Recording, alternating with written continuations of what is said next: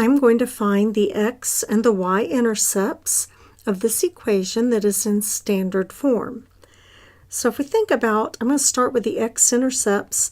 That means I'm looking for the point on this x-axis where my line crosses it. So on the x-axis, I'm looking for the value of x when my y is 0. So the easiest way to go about this is to, let me just draw my line so I can see it, but the easiest way to go about it is I'm looking for my value of x when y is 0.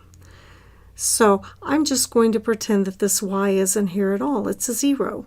So now I have a very simple equation. 6x equals negative 24.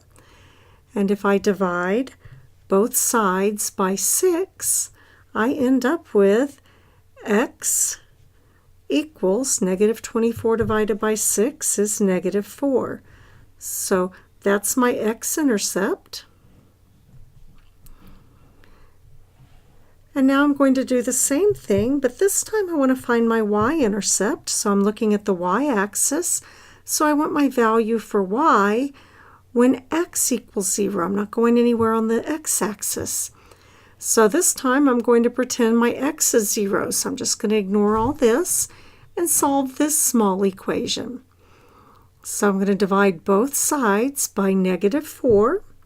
And when I divide both sides by negative 4, I end up with y equals negative 24 divided by negative 4 is positive 6.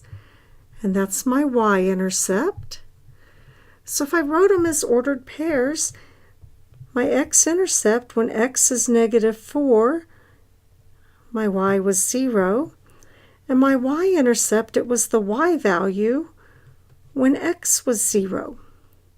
And if I wanted to plot those on the graph so that I could graph my line, I would put my y-intercept and my x-intercept, and then I could draw the line between them, and I've now graphed my line.